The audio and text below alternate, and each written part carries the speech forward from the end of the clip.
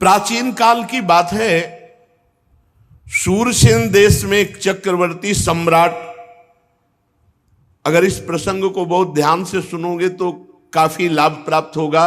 मोह का नाश करने वाला बहुत उत्तम प्रसंग है, अहंकार का दमन करने वाला बहुत उत्तम प्रसंग है, भगवत प्राप्ति के लिए बहुत उत्तम प्रसंग है। प्राचीन काल की बात है, शूरसेन देश में चक्रवर्ती सम्राट महाराज चित्रकेतु राज्य करते थे।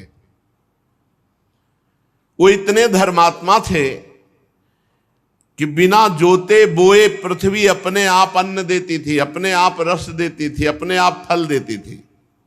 गेहूं बोने की जरूरत नहीं, अपने आप जैसे जंगली फल फूल होते हैं ऐसे सब अन्न रस फल फूल होते थे।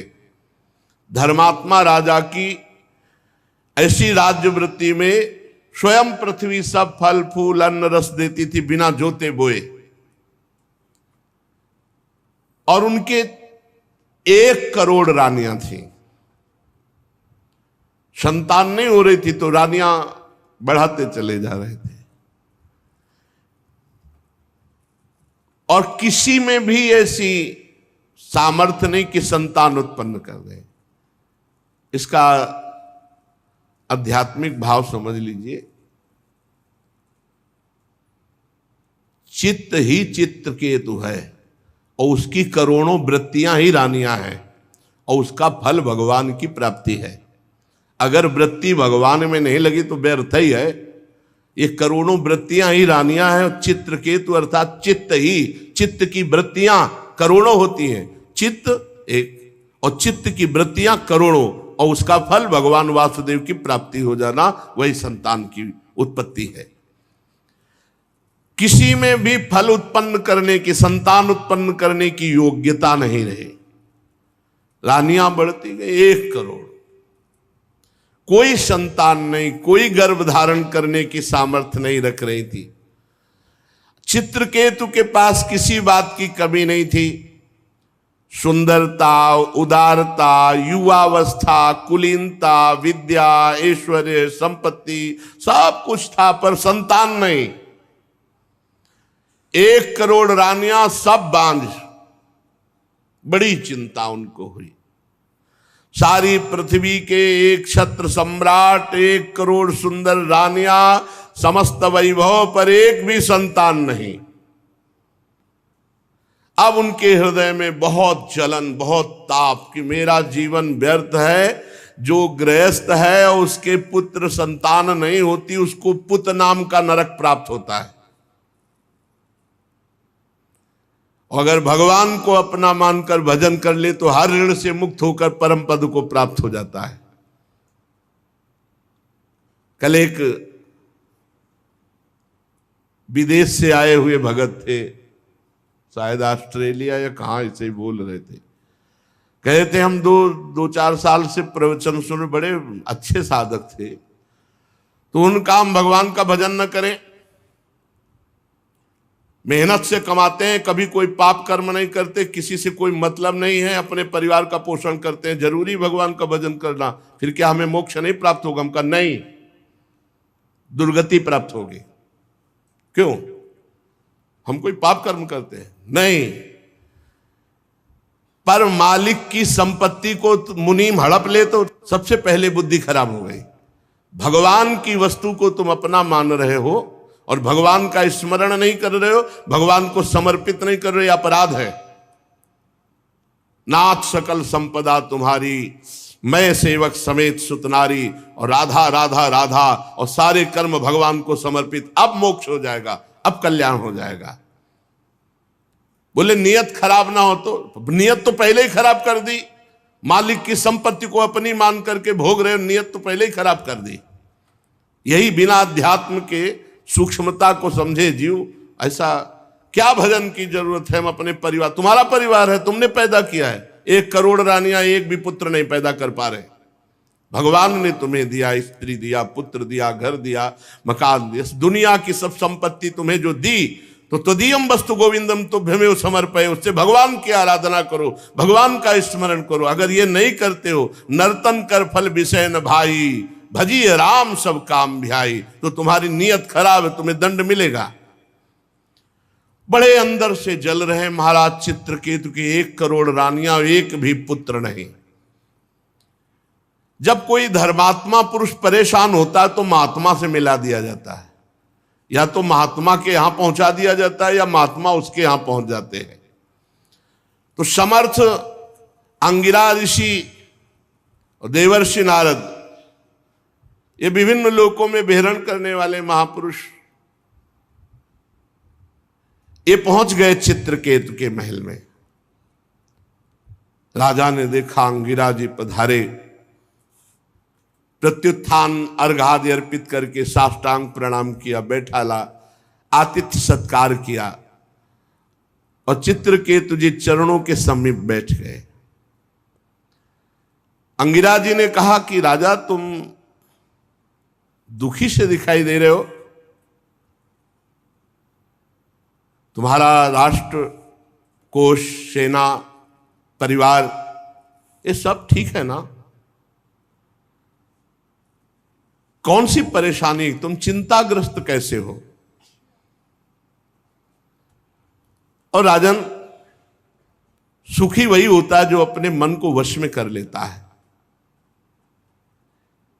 सब कुछ ठीक हो लेकिन मन वश में ना हो तो जलाता रहता है, उक्लेश देता रहता है।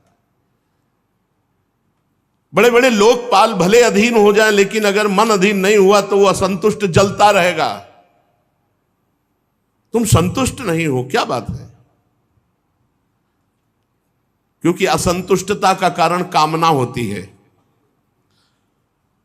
तुम्हारे मुख पर चिंता स्पष्ट झलक रही है, असंतोष झलक रहा है, स्वयं तुम ही उसके कारण हो। क्या कामना कर बैठे हो? महाराज अंगिरा ऋषि तो त्रिकालज्ञ थे, पर उनके मुख से कहलाना चाहते थे। सम्राट चित्रकेतु ने कहा, भगवान, जिन योगियों की तपस्या, ज्ञान, धारणा, ध्यान, समाधि के द्वारा सारे पाप नष्ट हो चुके हैं, जिनका जीवत्व तो नष्ट हो चुका है, वो त्रिकालज्ञ होते हैं। उनको अंतर और बाहर दोनों बातें पता होती है, और वो बातें आपको पता है। मैं जानता हूं आप त्रिकालज्ञ महापुरुष हैं। ऐसा होने पर भी जब आप जानबूझकर मुझसे ही सुनना चाहते हैं तो मैं आपकी आज्ञा मान करके निवेदन करता हूं। मुझे पृथ्वी का एक छत्र साम्राज्य प्राप्त है, ऐश्वर्य प्राप्त है, संपत्तियां प्राप्त हैं, लोकपाल भी जिनके लिए लालायित रहते हैं ऐसे भोग प्राप्त हैं। 1 करोड़ रानियां हैं, फिर भी एक भी संतान नहीं। महाभाग्यवान महर्षि, मैं तो बहुत दुखी हूं, और मैं ही दुखी नहीं, मेरे पितर भी दुखी हैं, क्योंकि उनको पिंडदान नहीं मिलेगा। जब संतान ही नहीं तो क्या होगा? अब परलोक में मुझे नरक मिलेगा। ऐसी व्यवस्था कर दीजिए कि लोक परलोक मेरा सुखमय हो जाए। श्री सुखदेव जी कहते हैं, परीक्षित, जब राजा चित्रकेतु ने इस प्रकार प्रार्थना की तो सर्व समर्थ एवं परम कृपालु ब्रह्मपुत्र भगवान अंगिरा ने त्वष्टा देवता के योग्य चरु निर्माण करके उनका यजन किया, और चित्रकेतु की सबसे बड़ी रानी, जो सद्गुणवती और महान स्वभाव वाली कृतद्युति उनका नाम था, महर्षि अंगिरा ने मंत्रों के द्वारा यजन किया हुआ चरु उन्हीं को केवल दिया, कृतद्युति को। राजा चित्रकेतु से कहा, तुम्हारी पत्नी के गर्भ से एक पुत्र होगा जो तुम्हें हर्ष और शोक दोनों प्रदान करेगा। और ऐसा कहकर अंतर्ध्यान हो गए। चित्रकेतु को एक बात केवल सुनाई दी, तुम्हारे पुत्र होगा। आगे की बात नहीं सुनाई दी, जो हर्ष और सुख प्रदान करने वाला होगा। महारानी कृतद्युति प्रसाद को जो मंत्र से अभिषिक्त था पाया और गर्भ धारण किया। अब तो रोज चित्रकेतु के हृदय में अपार आनंद, और सीधे राजकाज करके कृतद्युति के ही महल में जाना। कृतद्युति का गर्भ शुक्ल पक्ष के चंद्रमा के समान दिनों दिन क्रमशः बढ़ने लगा। समय आने पर महारानी कृतद्युति के गर्भ से एक सुंदर पुत्र हुआ। जिस दिन से गर्भ रहा उस दिन से गर्भ जब आज प्रकट हुआ, महाराज रोज वहीं जाते और ये बात शेष रानियों के हृदय में आग पैदा कर दी कि आने की तो बात क्या, देखते भी नहीं महाराज, बस जब देखो कृतद्युति के महल में। अब जब पुत्र हुआ तो महाराज ने राजकाज में भी जाना कम कर दिया, बस इतने आनंदित पुत्र के लाड़ प्यार में खूब लुटाया हर्ष। सम्राट थे, कोई कमी तो थी नहीं। वस्त्राभूषणों से सुसज्जित होकर ब्राह्मणों से स्वस्ति वाचन कराया, पुत्र का जात कर्म संस्कार करवाया और ब्रह्म ऋषियों को, ब्राह्मणों को सोना चांदी वस्त्र आभूषण, गांव के गांव और घोड़े हाथी 6 अर्बुद गौओं का दान किया। 6 अर्बुद। राजा चित्रकेतु पुत्र के लिए धान सब कुछ, जो जो मांगा सब कुछ, ब्रह्म ऋषियों को, मांगने वालों को। जैसे मेघ वर्षा करता है ऐसे धन की वर्षा की चित्रकेतु जी ने, क्योंकि बड़ी कठिनाई और कामनाओं के बाद पुत्र की प्राप्ति हुई। महारानी कृतद्युति बहुत गर्व में, क्योंकि पुत्र हुआ तो उनका सबसे बड़ा सम्मान। 1 करोड़ रानियां थी, अन्य रानियों के हृदय में बहुत ही सवतिया डाह, ये बहुत जलन वाला होता है। एकत्रित होने लगी और कहे बहन तुम्हारे यहां है महाराज? बोले नहीं हमारे यहां। बोले देख रही हो रोज कृतद्युति के पास जाते हैं, हम देख रहे हैं कि महाराज कृतद्युति को प्यार कर रहे हैं क्योंकि उनके पुत्र हुआ, हम सब बांझ हैं इसलिए हमारा तिरस्कार कर रहे हैं। एक तो वैसे ही हम जल रही थी कि हमारे गर्भ नहीं रहा, उनके गर्भ हुआ, और दूसरे महाराज भी प्यार नहीं कर रहे। इतनी डाह पैदा हुई कि आपस में कहने लगी कि हम तो अभागिनी हैं ही, पर इनको भी सौभाग्यशालिनी रहने नहीं देंगी। बड़ा विचित्र है ये डाह जो है, ईर्ष्या जो है, ये बहुत जलन पैदा करती है और बड़ा अनर्थ करा देती, बड़ा पाप करा देती है। देखो ना, अब तो महाराज मुझे पत्नी भी मानने के लिए स्वीकार नहीं कर, सीधे बस कृतद्युति के महल में। सचमुच हम सब धिक्कार के योग्य हो गई। देखो हम तो दासियों के समान भी नहीं रही, हम लोग बड़ी अभागिनी हैं। बार बार तिरस्कार पा करके भी सह रही इस तिरस्कार। अब सबने कृतद्युति के प्रति द्वेष प्रकट किया, और द्वेष डाह से बुद्धि मारी जाती है। उनके हृदय में क्रूरता छा गई और सबने एक संगोष्ठी बैठा ली अन्य रानियों ने, और कर कहा कि अगर राजे कुमार मार दिया जाए तो कृतद्युति जो फूली फूली घूम रही है ये सब ठीक हो जाएगा। देखो ईर्ष्या कौन सा रूप धारण करती है। नन्हे राजकुमार को मारने का प्लान बना लिया, संकल्प कर लिया। अब प्रायः धाय मां राजकुमार की सेवा में कई लगी रहती थी। एक धाय को संपत्ति और भय, संपत्ति दिया और भय कि अगर नहीं करेगी तो तेरे मृत्यु दंड दिलाएंगे। तो वो तो रानियां ही हैं, भयभीत हो करके बच्चे के दुग्ध में हलाहल जहर डाल करके पिला दिया गया। देखो ईर्ष्या के कारण इनको ये ध्यान नहीं रहा कि महाराज की हालत क्या होगी। अपने हृदय की जलन मिटाने के लिए कितना बड़ा अनर्थ कार्य कर दिया कि पूरे राज्य का भविष्य उन्होंने चौपट कर दिया। अब जब बच्चा सो रहा है तो नजदीक जाकर कृतद्युति लौट आती, हाल तो बहुत आनंद से सो रहा है, इधर उधर डोलती, लेकिन बहुत समय हो गया। अब धाय से कहा उठाकर ला बालक को, जो आ गया। धाय उस बालक को देखकर चीख पड़ी, क्योंकि अलग अलग धाय होती थी। पूरा नीला शरीर पड़ चुका था। हाय हाय चिल्लाने लगी और मूर्छित सी हो गई। धाय की ये दशा देखकर रानी दौड़ करके गई और देखा पूरा शरीर नीला, क्योंकि इतना जोर का जहर दिया गया था कि बचने की संभावना ना हो। आंखें उलट गई थी, पूरा शरीर, मुख से फेन निकल रहा था, प्राण निकल चुके थे, मृत शरीर। देखते ही वो तो मां थी, शोक से मूर्छित होकर गिर गई। शरीर अस्त व्यस्त, फिर होश आवे, फिर मूर्छित। रनिवास की सब रानियां एकत्रित हो गई। वो हत्यारिनी भी, वो कृतद्युति से ज्यादा नाटक कर रही थी रोने और बेहोश होने का, जिन्होंने जहर दिलाया था।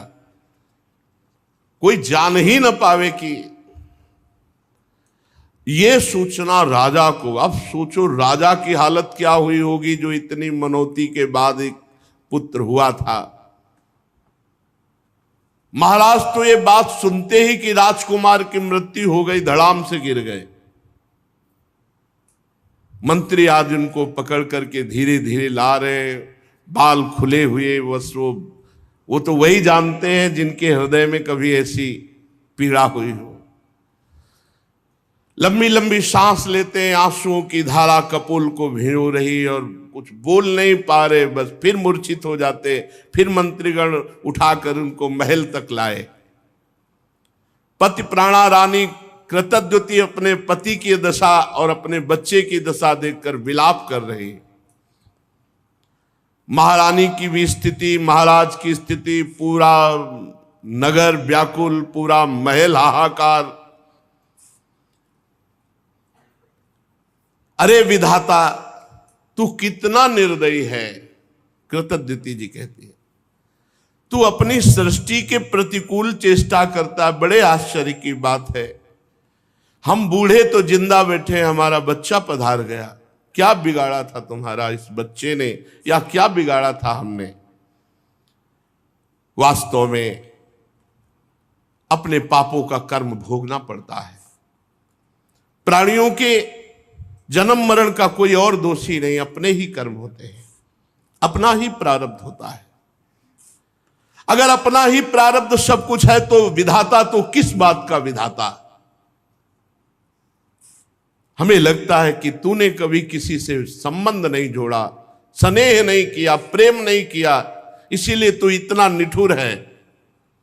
इस बच्चे को मार करके तेरे को क्या मिला? फिर दौड़ करके पुत्र को छाती से लगाती, बेटा तुम मुझे अनाथ और दीन करके क्यों चले गए? आंख खोलो तो सही, ऐसे जैसे मोह आविष्ट जन, ऐसे विलाप। राजकुमार उठो उठो, देखो तुम्हारे पिता कितने व्याकुल हो रहे, देखो हमने कितना सुंदर भोजन बना रखा, ऐसे विलाप कर रहे हैं। प्यारे लाल, अगर तुम्हारी मुखारविंद की मुस्कुराहट देखने को नहीं मिली तो मेरे प्राण निकल जाएंगे। श्री सुखदेव जी कहते, परीक्षित, चित्रकेतु और रानी कृतद्युति अपने मरे हुए पुत्र को बार बार छाती से लगा के ऐसे फूट फूट कर रो रहे हैं, विलाप कर रहे हैं। सारा नगर शोक में डूब गया कि अरे भविष्य में होने वाले राजकुमार राजा होते और उनको विष दे दिया गया, ऐसा। अब कोई वहां समझाने वाला तो है नहीं। फिर वही दोनों महापुरुष आ गए, महर्षि अंगिरा और देव ऋषि नारद जी। इसी असत जब कोलाहल मचा हुआ है महान दुख का, राजा चित्रकेतु तो मृत प्राय होकर पुत्र के पैरों के पास पड़े हैं। अंगिरा और देवर्षि नारद जी गए और कहा, राजेंद्र उठो उठो। वो महाराज के देखा जिन्होंने पुत्र दिया था वही महाराज आए, चरणों महाराज महाराज। तो उन्होंने कहा राजन सावधान सावधान, तुम जिसके लिए इतना शोक कर रहे हो बालक पहले तुम्हारे पूर्व के जन्म में कौन था जानते हो? तुम उसके कौन थे जानते हो? अगले जन्म में वो तुम्हारा क्या बनेगा, तुम उसके कौन बनोगे जानते हो? अरे राजन, जैसे हवा के प्रवाह से बालू कण मिल जाते हैं फिर अलग हो जाते हैं, ऐसे ये ना यहाँ कोई किसी की पत्नी ने, यहाँ कोई किसी का पुत्र है, कर्मानुसार कुछ समय के लिए आया फिर चला जाएगा। जैसे कुछ बीजों से दूसरे बीज उत्पन्न होते और नष्ट हो जाते हैं, ऐसे भगवान की माया की प्रेरणा से कुछ उत्पन्न होते कुछ नष्ट होते रहते हैं। ये चक्र चलता रहता है। सत्य वस्तु परमात्मा है। सत्य वस्तु ये पुत्र पत्नी ये व्यवहार नहीं है, इनमें विराजमान परमात्मा है। भगवान सबके अधिपति हैं। जन्म मृत्यु आदि विकार शरीर के होना है, निश्चित होना है, सबके होंगे, हम तुम भी जाएंगे। और उस परमात्मा का कभी नाश नहीं होता, अविनाशी का। राजन, जैसे बच्चे घर घरौंदे बनाते हैं, खेल खिलौने बनाते हैं, खेलते हैं, बिगाड़ देते हैं, ऐसे ये संसार का खेल है। वो भगवान इसको अपने आप में रचता है, अपने आप से खेलता है, अपने आप का विनाश करता है। तुम क्यों इतना विकल हो रहे हो? पिता की देह द्वारा माता की देह से पुत्र की देह की उत्पत्ति होती है। पिता माता और पुत्र इन तीनों में परमात्मा विराजमान है, कोई नहीं जान पाता। बाहरी दृष्टि से अपने संबंधों को मान लेते और जब समय आता है बिछुड़ते तो हाय हाय करते हैं। ये सब अविद्या कल्पित, माया कल्पित है। जब महर्षि अंगिरा और देवर्षि नारद जी चित्र के उसको समझा बुझा रहे थे तब उन्होंने मुख धोया और धैर्य धारण करके कहा कि ज्ञानवान महान, आप इस समय मेरी बुद्धि काम नहीं कर रही। आप अवधूत वेश में हम पर कृपा करने भगवान ही आए हैं। मैं जानता हूं भगवान के प्यारे ब्रह्मवेत्ता जब हम जैसे कोई धर्मात्मा दुखी होते तो अपने आप आकर कृपा करते हैं। सनत कुमार, नारद, रिभु, अंगिरा, देवल, असित, अपांतरतम, भगवान व्यासदेव, मार्कंडे, गौतम, वशिष्ठ, भगवान परशुराम, कपिल देव, शुकदेव, दुर्वासा, याज्ञवल्की, जातुकर्ण, आरुणि, रोमस, च्यवन, दत्ताते, आसुरी, पतंजलि, वेदशिरा, बौद्ध मुनि, पंचशिरा, हिरण्यनाभ, कौशल्य, श्रुतदेव, ऋतध्वज, ये सिद्धेश्वर भूमंडल में घूमते ही रहते हैं। जब किसी धर्मात्मा पुरुष को कोई विपत्ति आती है तो किसी न किसी रूप में बदल कर आते हैं और उसका सहयोग करते हैं, ज्ञान उपदेश करते हैं। हमें लगता है आप लोग हमें ज्ञान उपदेश करने के लिए आए हो। तो महर्षि अंगिरा ने कहा राजन जरा नेत्र खोल करके देखो, मैं अंगिरा ऋषि देवर्षि नारद है। जब तुम पुत्र प्राप्ति के लिए विकल होकर बोले थे, हम ही ने तुम्हें पुत्र प्राप्ति का वरदान दिया था और कहा था तुम्हें हर्ष और शोक होगा। ये तुम्हारे सामने खड़े भगवान के स्वरूप देवर्षि नारद हैं। जब हम लोगों ने देखा कि तुम्हारा जैसा धर्मात्मा राजा पुत्र शोक से अज्ञान अंधकार में डूब रहा है तो सोचा चलो धर्मात्मा को शोक में डूबने का अवसर नहीं दिया जाता। तुम्हारे ऊपर अनुग्रह करने के लिए, कृपा करने के लिए भगवान ने हम दोनों को भेजा है। सच्ची बात तो यह है कि जो धर्म का पालन करता है वो शोक करने योग्य नहीं होता। वैसे तो मैं तुम्हें जब पहली बार ही आया था तो तुम्हें ब्रह्म ज्ञान का उपदेश देने के लिए आया था, लेकिन देखा कि तुम पुत्र कामना से युक्त हो तो पहले तुम्हारी ये कामना नष्ट हो तब तुम्हें ज्ञान की प्राप्ति होगी। इसीलिए मैंने तुम्हें ज्ञान न देकर पुत्र दिया। अब तुम स्वयं अनुभव करो क्या सत्य है। पुत्रवान को कितना दुख होता है।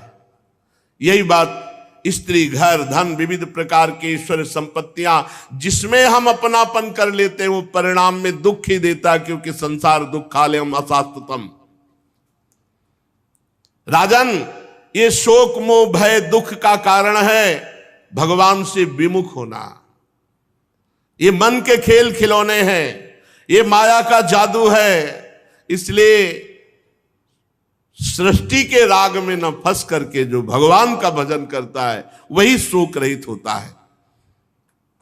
तुम परमात्मा में स्थित हो। देवर्षि नारद जी ने कहा, राजन मैं तुम्हें एक मंत्र देता हूं, इस मंत्र का जाप करो, 7 दिन में भगवान शंकरषण शेष जी का तुम्हें दर्शन हो जाएगा। भगवान शंकर आदि ने श्री शंकरषण देव की ही चरणों का आश्रय लिया था और द्वैत का भ्रम त्याग कर महामहिमा में शुद्ध ज्ञान को, इससे बढ़कर कोई नहीं है, इसी को परम पद कहते हैं।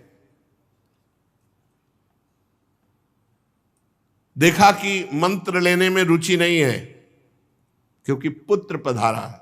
शोक और समय मंत्र देवर्षि नारद जी ने आकर्षण किया उस जीवात्मा का जो पुत्र के रूप में आई थी। देवर्षि नारद जी ने कहा,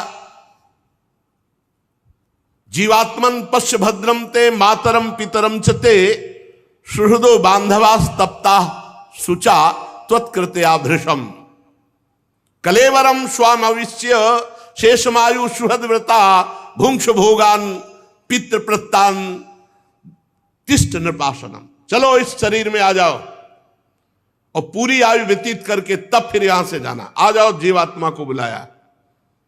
ये देखो तुम्हारे पिता कैसे व्यतीत हो रहे, माता कैसे, और सब पूरा महल कैसा रो रहा है। आओ और पिता के दिए हुए भोगों को भोगो, और मैं कह रहा हूं पूरी आयु व्यतीत करो। चलो अपने शरीर पे आ जाओ। जीवात्मा ने आवाज की, कहा, देवर्षि जी आप कह रहे हैं, आप कह रहे हैं कि मेरे पिता है, माता है। अरे इसके कितनी बार मैं बाप बन चुका हूं, कितनी बार इसका माता बन चुका हूं। ये मेरा माता पिता नहीं है। ये कितनी बार भाई बन चुका है, कितनी बार नाती बन चुका है, कितनी बार हमारा शत्रु बन चुका है।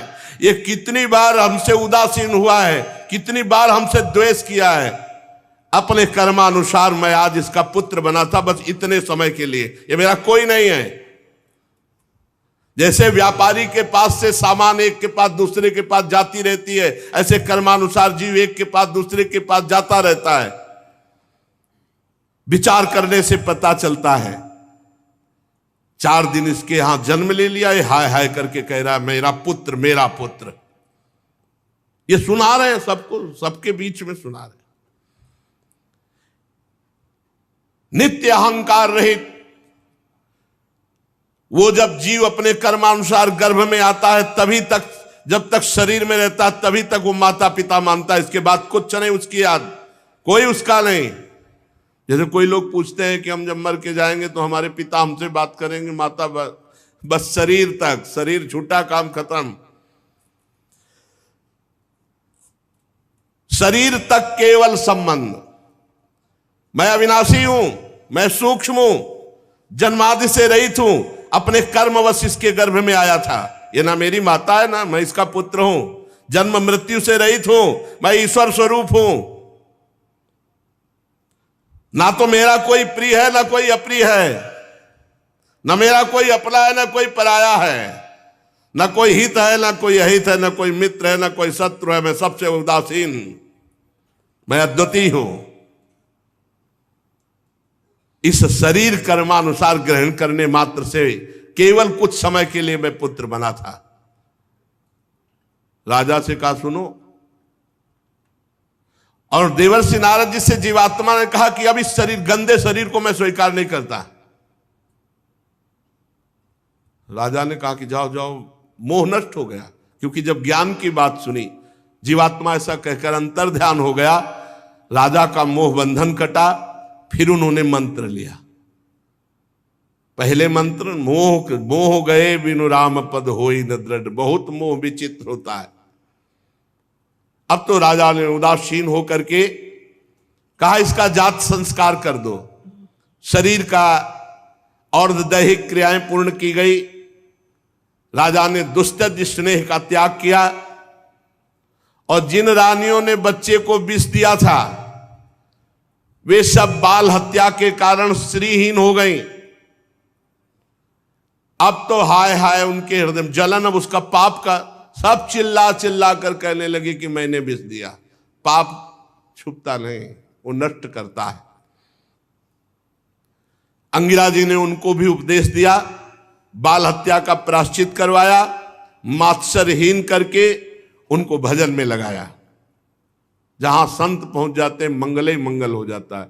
उन सब माताओं को जिन्होंने ईर्ष्यावश जहर दिया था, बाल हत्या का प्रायश्चित करवाया, मात्सरहीन किया और उनको भजन का उपदेश किया। अंगिरा जी और नारद जी के उपदेश से राजा चित्रकेतु के हृदय में वैराग्य, उन्होंने तत्काल संपूर्ण राज्य छोड़ दिया और जो मंत्र दिया था उसका एकांत में यमुना जी में विधि पूर्वक स्नान करके समस्त धार्मिक क्रियाएं की और संयतेंद्रीय होकर के नारद जी को जो गुरुदेव के रूप में वर्ण करके उनके द्वारा दिए हुए मंत्र से, अब नारद जी ने कहा कि सुनो, मंत्र तो है, मैं एक विद्या का उपदेश करता हूं जिससे तुम बहुत जल्दी महान पदवी को प्राप्त हो जाओगे। ओम नमस्तुभ्यं भगवते वासुदेवाय धीमहि प्रद्युम्नाय निरुद्धाय नमः संकर्षणाय च नमो विज्ञानमात्राय परमानंद मूर्तये आत्मा रामाय शांताय निवृत्तद्वैत दृष्टये आत्मानंदानुभूत्यैव न्यस्त शक्तिर्मये नमः ऋषिकेशाय महते नमस्ते विश्वमूर्तये वचस्यु परते प्राप्य यैकैको मनसः स अनाम रूपस्यन्मात्रः सोऽव्यान्नः सदसत्परः यस्मिन्निदं यतश्चेदं तिष्ठत्यप्येति जायते मृण्मयेष्वियो मृज्जातिस्तस्मै ते ब्रह्मणे नमः यन्न स्पृशन्ति न विदुर्मनो बुद्धिन्द्रियासवः अंतर्बहिष्य विततं व्योमवत्तन्नतोऽस्म्यहम्। ओंकार स्वरूप भगवान वासुदेव प्रद्युम्न निरुद्ध और संकर्षण रूप से क्रमशः चित्त बुद्धि मन और अहंकार के अधिष्ठाता है। मैं आपके इस चतुर्व्यूह रूप को बार बार नमस्कार करता हूं।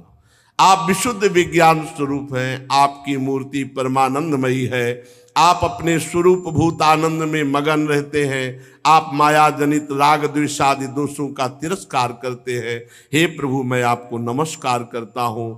आप सबकी समस्त इंद्रियों के प्रेरक परम महान विराट रूप है। हे प्रभु, मैं आपको नमस्कार करता हूं। मन सहित वाणी आप तक ना पहुंच करके बीच से ही लौट आती है। उसके उपरत हो जाने पर जो अद्वितीय नाम रूप रहित चेतन मात्र और कार्य कारण से परे की वस्तु होए, वो प्रभु आप है। आप हमारी रक्षा कीजिए। नारद जी ने इस महाविद्या का उपदेश किया। देवर्षि नारद अपने शरणागत भक्त चित्रकेतु को इस विद्या का उपदेश करके महर्षि अंगिरा जी के साथ अंतर्ध्यान हो गए। चित्रकेतु ने देवर्षि नारद के द्वारा उपदिष्ट मंत्र और विद्या के अनुसार 7 दिन तक केवल जल पीकर बड़ी एकाग्रता से रात दिन अनुष्ठान किया, जप किया। 7 रात के पश्चात राजा चित्रकेतु को विद्याधरों का अखंड आधिपत्य प्राप्त हो गया। इसके बाद कुछ ही दिनों में इनका मन और भी शुद्ध हुआ, तो इन्होंने देखा देवादिदेव भगवान संकर्षण शेष जी सामने विराजमान है। उन्होंने देखा कि पहले बड़े बड़े सिद्धेश्वर, फिर उनके बीच में गौरवर्ण नीलांबर धारण किए हुए भगवान शेष जी, सिर पर किरीट, बाहों में बाजूबंद, कमर में करदनी, कलाई में कंगन, आभूषण चमक रहे, नेत्र रत्नाने हैं, मुख पर प्रसन्नता छा रही। भगवान शेष जी का दर्शन करके चित्रकेतु पूर्ण निष्पाप हो गए। अंतःकरण स्वच्छ निर्मल हो गया। हृदय में ऐसा आनंद आया कि शेष भगवान के दर्शन से अश्रु प्रवाह होने लगा। रोम रोम आनंद से खिल उठा। आदि पुरुष भगवान शेष जी के चरणों में बार बार नमस्कार। आंखों से आंसू टपक रहे, बार बार भगवान के चरणों में प्रणाम कर रहे हैं। प्रेमोद्वेग से एक अक्षर भी नहीं निकला। बहुत देर तक वो रुदन करते रहे। भगवान शेष जी की कुछ भी स्तुति न कर पाए। थोड़ी देर बाद भगवान की कृपा शक्ति से उनमें कुछ बल आया। तब अपनी विवेक बुद्धि से मन और इंद्रियों को समाहित करके भगवान के द्वारा प्रेरित भगवान की स्तुति करने लगे चित्रकेतु जी। चित्रकेतु जी ने कहा, हे अजित, जितेंद्रियम समदर्शी साधुओं ने आपको जीत लिया है। अजित जिता सममति भी साधुभिर भवान जितात्मभिर भवता विजितास्ते पिच भजता मकामात्मनाम या आत्मदोति करुणः। जिन्होंने अपनी इंद्रियों पर विजय प्राप्त कर लिया है, जो सब में भगवान का दर्शन करते हैं, ऐसे संतों ने हे अजित आपको जीत लिया है। आपने अपने सौंदर्य माधुर्य कारुण्य आदि गुणों से अपने भक्तों को वश में कर लिया है। अहो आप धन्य हैं। जो पुरुष निष्काम भाव से आपका नाम जप करते हैं, आप करुणा परवश होकर अपने आप को उन भक्तों को दे डालते हैं। हे भगवान, जगत की उत्पत्ति स्थिति प्रलय आपके एक लीला विलास है। विश्व निर्माता ब्रह्मादि आपके अंश के भी अंश हैं। फिर भी वे पृथक पृथक अपने को जगत कर्ता मानकर स्पर्धा करते हैं। नन्हे से नन्हे परमाणु से लेकर बड़े से बड़े महातत्व पर्यंत संपूर्ण वस्तुओं के आदि अंत और मध्य में केवल आप ही विराजमान हो। छोटे से छोटे परमाणु में भी आप विराजमान हैं। अणुअणियान महतो महियान। प्रभु, कोई भी वस्तु ऐसी नहीं जिसमें आप न विराजमान हो। भाई यही बात समझ में आ गई तो सर्वत्र भगवान का साक्षात्कार। जो नर पशु केवल विषय भोगों में लगे हुए हैं, आपका भजन नहीं करते हैं, उनको नरक की प्राप्ति होती है। आप कह दो कि हम कुछ पाप नहीं, रह ही नहीं सकते बिना पाप किए। अगर भगवान का भजन नहीं तो बुद्धि शुद्ध नहीं तो पापाचरण तो होगी। और सबसे पहली बात, आप भेजे ही गए हो भजन करने के लिए मानव देह में। यदि सत्कर्म नहीं किया, भजन नहीं किया तो अपराध है दंडनीय। ये भागवती का अपराध है। राजकुल का नाश होने के बाद जैसे उसके अनुयायियों की जीविका चली जाती है, ऐसे ही जो देवताओं की आराधना करते हैं, तो जब सृष्टि में उनका नाश होता है तो उनके आराधकों का भी नाश हो जाता है। हे परमात्मन, आप ज्ञान स्वरूप हैं।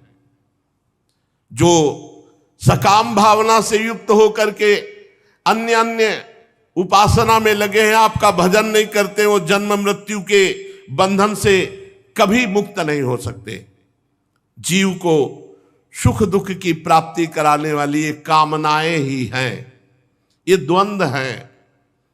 इसलिए हे अजित, विशुद्ध भागवत धर्म का जिसने आश्रय ले लिया, जो निरंतर भजन करता है, जिसके आप ही हो संग्रह परिग्रह अकिंचन है, जो आप में ही अपनी अहमता ममता समर्पित कर दिया है, वो इस आवागमन से मुक्त हो जाता है। अन्य कोई उपाय नहीं। जो भागवत धर्म का पालन करता है, जिसका सब कुछ भगवान ही है, जो रात दिन भजन करता है, वही इस आवागमन से मुक्त होता है। भगवान, आपके दर्शन मात्र से मेरा अंतःकरण का सारा मल धुल गया। आपके अनन्य प्रेमी भक्त देवर्षि नारद जी ने मुझे जो जो कहा था वो सब ठीक वैसा ही मिला। हे अनंत, आप संपूर्ण जगत की आत्मा हैं। अतएव संसार में जितने प्राणी हैं उन सबका बल आप हैं। चाहे जुगनू हो चाहे सूर्य, जुगनू से लेकर सूर्य तक आपसे ही प्रकाशित है। अर्थात छोटे बल से लेकर बड़े बल तक आपके ही बल के द्वारा सब बलवान हैं, पर कोई ये जान नहीं पाता। प्रभु आपकी चेष्टा से ही ब्रह्मांड में चेष्टा प्रकट होती है, बड़े बड़े लोकपालों में चेष्टा होती है और छोटे छोटे जीवों में भी चेष्टा होती है, आपके ही बल से। हे शास्त्र शीर्षा शेष भगवान, आपको नमस्कार है। मंत्र के प्रभाव से चित्रकेतु को विद्याधरों का अधिपति पद प्राप्त हुआ और भगवान शेष जी के दर्शन हुए। भगवान शेष जी ने कहा, चित्रकेतु, ये जो बहुत जल्दी तुम्हें हमारा साक्षात्कार हुआ ना, ये देवर्षि नारद और महर्षि अंगिरा की कृपा से। ये भगवत प्रेमी महात्मा चाहे तो जो जन्म जन्म में प्राप्त होना है वो दिनों में प्राप्त हो जाए। ये जो विद्या का उपदेश देवर्षि नारद ने किया, उसी के प्रताप से मैंने तुम्हें दर्शन दिया। मेरे दर्शन तुम्हें प्राप्त हुए, अब तुम सिद्ध हो चुके। मैं समस्त प्राणियों का आत्मा हूं, मैं पालन करता हूं, मैं ही शब्द ब्रह्म वेद हूं, मैं ही पर ब्रह्म की अनुभूति हूं। जैसे स्वप्न में सोया हुआ पुरुष स्वप्नांतर होने पर संपूर्ण जगत को अपने में ही देखता है, स्वप्नांतर टूट जाने पर स्वप्न में ही जागता है, ऐसे ये जागृत की स्वप्नमयी अवस्थाएं हैं, ये मायामयी है और इनसे मैं अतीत परमात्मा हूं। सांसारिक सुख के लिए जो चेष्टाएं की जाती हैं उनमें श्रम है, क्लेश है, परंतु जो सत्य सुख के उद्देश्य से की जाती है वो परम सुख प्रदान करने वाली है। नाम जप करते हुए सांसारिक चेष्टाएं करो, सुख मिलेगा। नाम भूल करके सांसारिक चेष्टाएं करोगे, यही फंसा के दुख के जाल में डाल देंगी। जो मनुष्य अपने को बहुत बुद्धिमान समझता है और मेरा भजन नहीं करता, कर्म के पचड़ों में फंसा रहता है, उसे विपरीत फल मिलता है। समझ लेना चाहिए, ये समझ लेना चाहिए, भजन करना अति अनिवार्य है। भजन नहीं करोगे तो दुख मिलेगा, दंड मिलेगा। इसलिए लोक में देखे हुए, परलोक में सुने हुए भोगों की चक्कर में ना पड़कर उनसे अपना पिंड छुड़ाकर मेरा नाम जप करे, मेरा भजन करते हुए अपने कर्तव्य कर्म को करे। योग मार्ग में तत्व को समझने वाला वही निपुण है जो ये बात समझ ले, जीव का सबसे बड़ा कर्तव्य, सबसे बड़ा स्वार्थ, सबसे बड़ा परमार्थ है कि वो मेरा साक्षात्कार कर ले। जाओ, आज से तुम सिद्ध हो गए। भगवान ने प्रमाण दे दिया और भगवान शेष जी अंतर्ध्यान हो गए। अब विद्याधर चित्रकेतु जिस दिशा में भगवान संकर्षण अंतर्ध्यान हुए थे उसी ओर बार बार दंडवत, बार बार नमस्कार। अब तो महायोगी हो गया चित्रकेतु, विद्याधरों का अधिपति और भगवान संकर्षण का कृपा पात्र।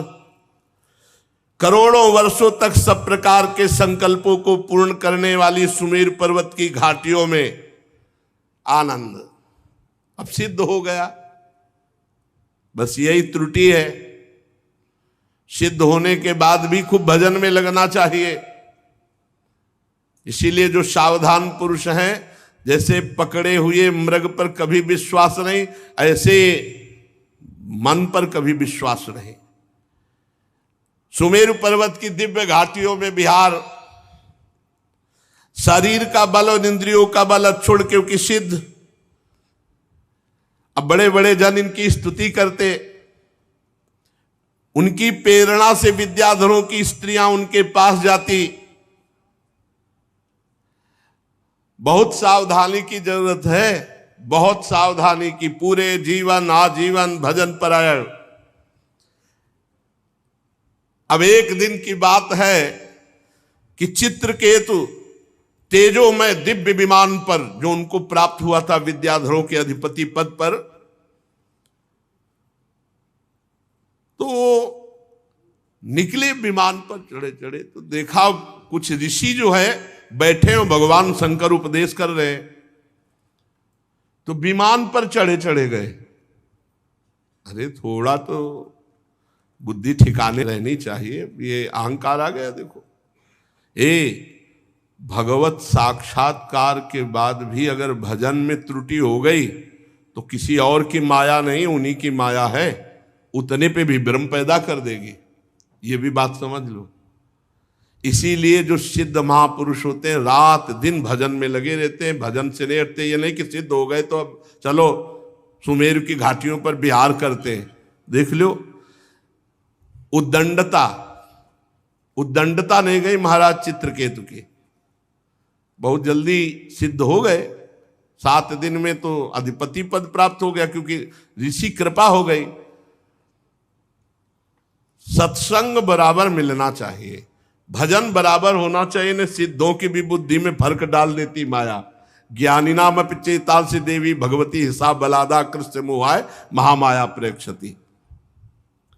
उन्होंने विमान पर चढ़े चढ़े देखा कि बहुत से मुनियों की सभा लगी हुई है, बड़े बड़े सिद्ध बैठे हुए हैं, और भगवान शिव आसन पर बैठे हुए, और भगवती पार्वती जी बामांग की गोद में विराजमान है।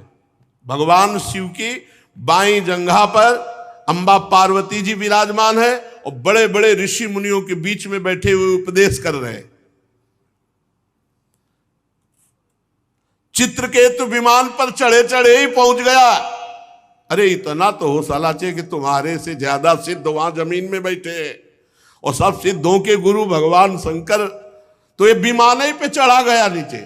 विमान को ऐसे नीचे मतलब जमीन में नहीं उतारा, ऐसे बीच इच्छाधारी विमान होते, जो आप इच्छा करो वैसे विमान, तो वैसे भगवान शंकर के समकक्ष विमान लेके गया।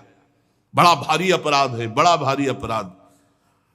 विमान पर चढ़े चढ़े उनके पास गया, और पार्वती जी तरफ देख करके हंसने लगा, और जोर जोर से कहने लगा, एस लोक गुरु साक्षात धर्मम वक्ता शरीरिणाम आस्ते मुख्या सभायाम वै मुथुनि भूय भार्यया जटाधरस तीव्र तपा ब्रह्मवादि सभापति अंगीकृत स्त्रियम चास्ते गत ही प्राकृतो यथा। वो तो थोड़ा और अशुद्ध शब्द बोल रहा है। विमान पे चढ़े थे, बुद्धि भ्रष्ट हो गई। बहुत कितना कड़ुआ बोला, मतलब भगवान के सामने कोई बोल सकता है, और ये नहीं जानते कि वही पार्वती है, वही शिव है। अरे महायोगी भगवान शिव। भगवान शंकर तो मुस्कुरा दिए, जैसे छोटा बच्चा कोई उद्दंडता पूर्वक बोले तो पिता मुस्कुरा देते ना। तो भगवान शंकर, भगवान अपि तच्छ्रुत्वा प्रास्या अगाध धीर नृप, अगाध ब्रह्मबोध प्रदान करने वाले भगवान शिव तो केवल मुस्कुरा दिए, बच्चा है। चित्रकेतु अब भी कटाक्ष करके पार्वती जी की तरफ हंस रहा था। भगवान शिव शांत बैठे। सब ऋषि मुनि, अरे इसकी बुद्धि भ्रष्ट, क्या बोल रहा है। अरे सनकादि अब ऋषि मुनि हुआ, कोई ये थोड़ी है कि सब सिद्ध भगवत प्राप्त महापुरुष वहां बैठे, ब्रह्मबोध चर्चा हो रही। चित्रकेतु को भगवान शंकर का प्रभाव नहीं मालूम था, सत्संग नहीं हुआ। बहुत काल सत्संग करने से, तब बात भक्तमाली जी कह रहे थे बिना सत्संग के भगवान मिल सकते, उद्दंडता नहीं जा सकती। अगर साधु सेवन किया होता ना 2-4 साल, लंगोटी धोया होता महात्मा की, तो इसकी बुद्धि खराब नहीं होती। मंत्र दे दिया, 7 दिन में मंत्र के प्रभाव से विद्याधर का अधिपति बना। थोड़े दिन और जब किया, संकर्षण भगवान का दर्शन हो गया। अभी एक कुछ दिन रहता संतों के, नारद जी के पास, संतों के पास रहता, तो उद्दंडता ना रहती इसकी। इतनी बड़ी उद्दंडता। जितने भी सभा में बैठे थे सब की रुद्र दृष्टि हो गई। कैसे बात कर रहा है भगवान शिव से, कैसे बात कर रहा है। चित्रकेतु को भगवान शंकर का प्रभाव नहीं पता था,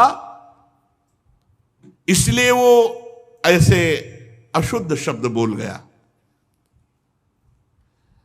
और उसको एक अहंकार हो गया, रुषाहा देवी दृष्टाय निर्जितात्माभिमानिने, उसको घमंड था कि मैं विद्याधरों का अधिपति हूं और मैंने संकर्षण भगवान का साक्षात्कार किया। ये बहुत ही आश्चर्य की बात है। इसीलिए सत्संग अनिवार्य है।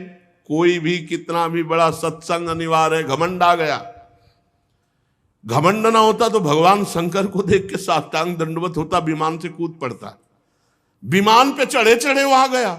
पार्वती जी ने कहा, भगवान शिव तो कुछ नहीं बोले और सभा में सबको रोष था, लेकिन सब मर्यादित, बिना शिव आज्ञा के कोई कुछ कह नहीं सकता। तो पार्वती जी बोले, अयम किम धुना लोके शास्ता दंड धरा प्रभु, हम जैसे निर्लज्जों को दंड देने वाले तुम भगवान हुए हो। ओ, मुझे नहीं पता था कि तुम हम जैसों को दंड देने वाले हो। निर्लज्ज शासन करने चला है। जान पड़ता है ये जो सामने बैठे हैं ब्रह्मा जी, भृगु जी, नारद जी, सनक सनंदन सनातन सनत कुमार, कपिल देव जी, मनु जी, ये जो बड़े बड़े नीचे बैठे हुए भगवान शिव से सत्संग कर रहे हैं, इनको ज्ञान नहीं है। तू आया धर्म मर्यादा का उल्लंघन करने वाले भगवान शिव को उपदेश देने। ये ब्रह्मादि महापुरुष बैठ करके चरणों की आराधना करके उपदेश सुन रहे हैं। उन्हीं मंगलों को मंगल बनाने वाले साक्षात जगत गुरु भगवान शंकर का अपमान करने वाले तू शासन करने आया है। तू किनके ऊपर शासन की चेष्टा कर रहा है? तू दंड का पात्र है। वो दंड माता जी ने कहा। तुझे घमंड हो गया है, दिखाई दे रहा है विमान में बैठा मूर्ख। भगवान श्री हरि के पावन चरण कमलों के सानिध्य में रहने लायक नहीं तू। जिनकी उपासना बड़े बड़े सत्पुरुष किया करते हैं, उनके सामने ऐसी उद्दंड भाषा। ए दुर्मते, जा, मैं साप देती हूं तो पाप में असुर योनि को प्राप्त हो। होश ठिकाने आ गए काल चित्रकेतु के, तत्काल होश ठिकाने। माता जी, दुष्ट, भगवान शिव पर शासन करने चला है। जा, आज के बाद किसी महापुरुष का अपराध करने की तेरी हिम्मत नहीं पड़ेगी। परीक्षित जे ही चित्रकेतु को शाप दिया, सो सारा घमंड का नशा उतरा, कूद पड़ा विमान से और सिर के बल भगवान और अंबा जी के चरणों, क्षमा करो क्षमा। ये बहुत विचित्र होता है पदाभिमान। बड़ा आश्चर्य है, संकर्षण भगवान का साक्षात्कार करने पर भी देखो उद्दंडता। इसीलिए मोरे मन प्रभु अस विश्वासा, राम ते अधिक राम कर दासा। भगवान के दासों का निरंतर संग करे तो उद्दंडता खत्म हो जाएगी। भगवत साक्षात्कार होने पर भी उद्दंडता बनी रहती है। यदि सत्संग ना हो तो कहीं ना कहीं अक्रूर जी मणि लेकर काशी चले गए थे। बड़ी ऊंचाई पर पहुंचे हुए को भी माया आकर्षित कर लेती, इसलिए रोज सत्संग, खूब नाम जप, भगवत लीला कथा श्रवण, ये एक तार चलना चाहिए। अंतर पड़ा तो सिद्धों को भी चपेट में ले लेती है माया, कोई साधारण नहीं। चित्रकेतु खोपड़ी के बल माता अंबा और भगवान शिव। अब चित्रकेतु हाथ जोड़कर बार बार कांपता हुआ, प्रतिगृहणामि ते शापो मात्मनोंजलनाम्बिके। माता पार्वती जी, मैं हाथ जोड़कर आपका साप स्वीकार करता हूं, पर आपको प्रसन्न करना चाहता हूं। माता, आपने जो शाप दिया मैं स्वीकार करता हूं, पर एक प्रार्थना है देवी। कैसी भाषा बदल गई। अभी तक कैसे बोल रहे थे, बहुत गुस्सा वाली बात बोल रहे थे। उसमें जो लिखा हमने नहीं बोला, बहुत गुस्सा वाली बात बोल रहे थे। अरे भगवान शिव को ऐसे शब्दों से, पर ये दिखाया लीला में कि अगर भजन छूट गया, सिद्धों की गणना में आकर के मनमानी सिद्ध ही, तो फिर बुद्धि भ्रष्ट हो जाती है और कहीं ना कहीं अपराध बन जाता है बड़ों के प्रति। अब कह रहे, हे अंबा, जीव अज्ञान से मोहित हो जाता है। बिल्कुल सही बात है। संसार चक्र में अपने अज्ञान के कारण भटकता है, सदा सर्वदा सर्वत्र सुख दुख भोगता रहता। माता जी, अब हे देवी, हे माता जी, हे, अब भाषा बदल गई। माता जी, सुख दुख को देने वाला ना तो अपना आत्मा है और ना कोई दूसरा है, वही अज्ञान ही है। अपने अथवा दूसरे को सुख दुख का जो कर्ता मानता है वो अज्ञानी है, क्योंकि अज्ञान ही मूल इसका है। माता जी, ये जगत सतोगुण रजोगुण तमोगुण के स्वाभाविक प्रवाह में है। इसमें क्या श्राप, क्या अनुग्रह, क्या स्वर्ग, क्या नर्क, क्या सुख, क्या दुख, ये सब अज्ञान के खेल के कारण भोगना पड़ता है। ये माया ही बंधन मोक्ष और सुख दुख की रचना करती रहती है। माता जी, भगवान श्री हरि सब में सम मायादि मल से रहित है। उनका कोई प्रिय अप्रिय, कोई अपना पराया नहीं है। तथापि उनकी माया शक्ति से ऐसे कार्य बन जाते हैं जिनके कारण दुख भोगना पड़ता है। देवी, ये जो मैं विनय कर रहा हूं आपसे, साप से मुक्त होने के लिए नहीं कर रहा हूं। मैं ये चाहता हूं कि मेरी अनुचित चेष्टा, मेरी अनुचित जो बात हो गई, उससे आपको जो दुख हुआ उससे मैं क्षमा याचना चाहता हूं। भगवान शंकर अब बोले, माता जी से ही बोले, सुंदरी, दिव्य लीला विहारी भगवान के निष्प्रिय उदार हृदय दासानुदास की महिमा तुम अपने आंखों से देख लो। जो लोग भगवान के शरणागत होते हो किसी से नहीं डरते। भगवान शिव का कैसा अगाध, कितना प्रेम है हरि से, कि देखो महिमा देखो उनकी। ये उन्हीं की महिमा से विमान पे चढ़े चढ़े हमें डांट रहा था। ये उनकी महिमा है। सुंदरी, दिव्य लीला विहारी भगवान के निष्प्रिय और उदार हृदय दासानुदासों की महिमा तुमने अपनी आंखों से देख ली। ये भगवान की महिमा, श्री हरि की महिमा। इसमें भगवान शिव गुस्सा नहीं हो रहे, वो महिमा देख रहे श्री हरि की। जो लोग भगवान के शरणागत होते हैं देवी, वो किसी से नहीं डरते, क्योंकि उन्हें स्वर्ग मोक्ष नरक इन सब में एक भगवान की ही कृपा दिखाई देती है। उनको कोई डर नहीं है। जीवों को भगवान की लीला से ही देह का संयोग होने के कारण सुख दुख, जन्म मरण, शाप, अनुग्रह आदि द्वंद्व प्राप्त होते हैं। भगवान शंकर ने बड़ा सुंदर उपदेश किया। जल्दीबाजी में उसका स्वाद नहीं ले पाएंगे, तो फिर शेष चर्चा आगे। श्री राधा वल्लभ लाल की जय।